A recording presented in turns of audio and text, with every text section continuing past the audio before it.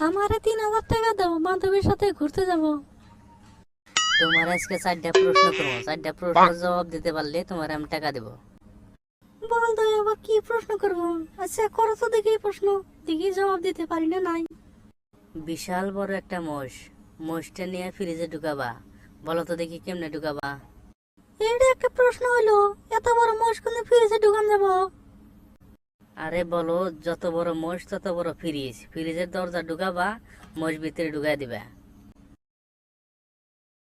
আচ্ছা না পারলাও আর একটা প্রশ্ন করি।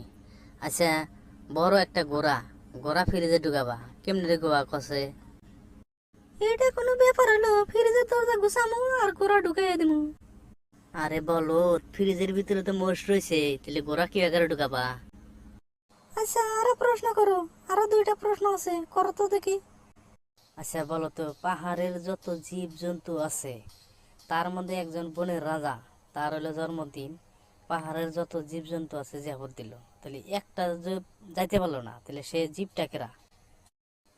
পাহাড়ের যত জীব আছে সবই তো গেল, আবার রাউলে কারা? কেউ তো নাই।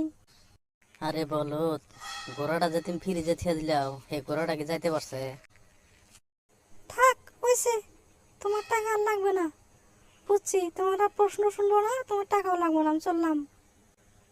এইভাবে প্রতিদিনই টাকা লাগে, ওর প্রতিদিনই টাকা লাগে 2,000 3,000 জায়গা, এরকম করে প্রশ্ন বানাবো আর টাকা নিতে পারবো না।